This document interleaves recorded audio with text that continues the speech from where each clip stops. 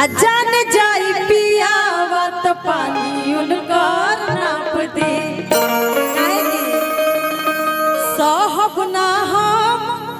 के करो बात बड़ी बड़ी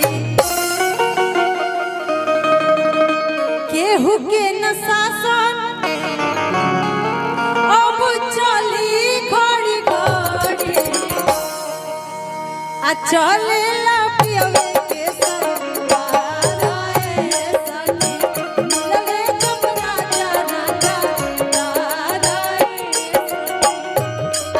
भैया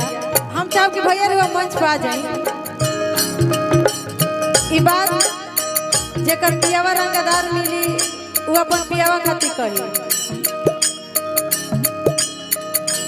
हाँ यूट्यूबर वाले भैया सब के प्रणाम बा मंच से बस ऐसे में चढ़ा के वजह से मंच होता और जेकर भाई पियावा रंगदार मिली वही गीत गाई लेकिन जेकर भाई रंगदार मिली वो का गाई पता बा हाय पुलिस सरकार का करी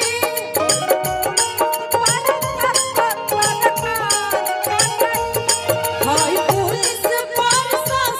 सरकार का करी हमारे भैया रंगदार जवार का करी हमारे भैया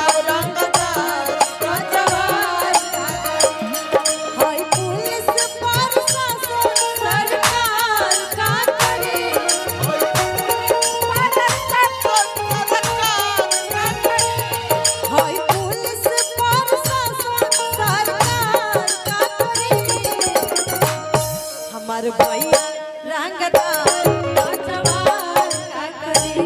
हमारे भैया रंगदार जवार ऐसे तो अभी तक हम भौजी के देखले नहीं की। अच्छा प्रणाम बा मन से भाभी आ तब कहे के बा कि जैसन सोचले रही वैसन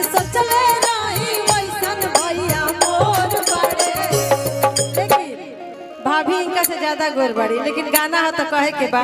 कि भौजी से गोर बड़े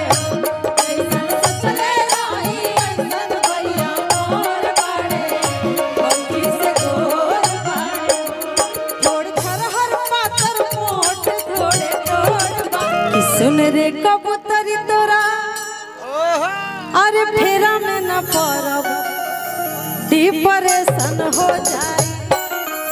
कबूतरी हमार बहन के अपन लड़की कहता हम कोनो लड़किन के कहते लड़किन के फेरा में लड़कन के ना पड़े के चाहिए काहे कि करे जे मोर बच के कमर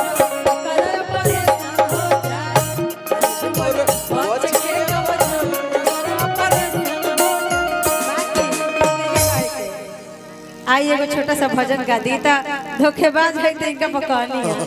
लेकिन कोई धोखेबाज ना हो गीत के भाव हो मंच पर कुछ ना कुछ बना के कहे के पड़ेला तबे माहौल जमेला। ये तो यूट्यूबर वाले भैया हम लोग कुछ चढ़ा देवेला लोग ना आ उड़नबाज धोखेबाज ई गीत हमार है ऐसे हमरा ऐसे पहचान मिलल बा खैर कहती लेकिन यूट्यूब वाले भैया लोग वालों हमरा एगो मंच पर पवन भैया के वीडियो कॉल आए रहे जेकरा में हमरा कहले कि उड़न बाजू चिड़ियाइल बड़ी का एकरा के ढेर लोग विवाद में उठावता लेकिन विवाद के कोई बात नहीं के भैया हवन कोई भी भाई अपन घर में हम कतनो बड़ा स्टार हो जी भैया घर में माई हमरा के करीना जी कह के ना नु बोले कहे न करे करीना कहाँ बड़े कतनो बड़ा स्टार हो जाए तो वे भैया के हमनी के प्रेम हो कि भैया प्यार से कहले कि उड़न बाजू चिड़ियाइल बड़ी का ऐसा कोनो विवादित बात ना हो लेकिन आई अब एगो भजन से पहले शुरुआत करी।